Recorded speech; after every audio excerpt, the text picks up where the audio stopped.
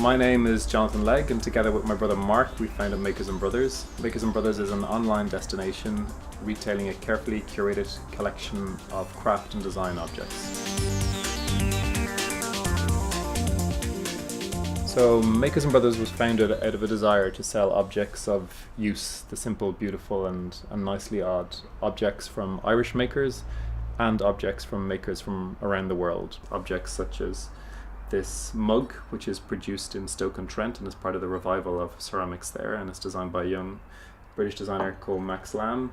And objects such as this water carafe glass, which was produced for us by Jerpoint in Kilkenny.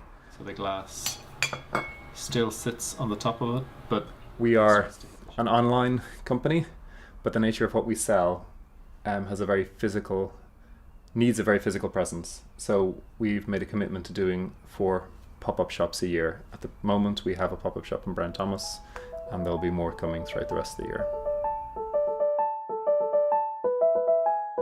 So Makers and Brothers was set up by my brother and I out of a desire primarily to work together and to have a business together, and also to find a business that suited both our backgrounds. My background is furniture and interior design and design consultancy, and my brother's background is business and project management specifically. So they were 2 kind of contrasting backgrounds, but that could work together if you had the right project. And we also had a frustration with how Irish craft and design was being represented in a retail environment in Ireland and also online. So those were kind of 2 key triggers for what we wanted to do. And so in 2009 we decided we'd test this idea and we'd stop debating it, we'd actually take a little bit of action, and we set up a pop-up shop in 2009 on South William Street.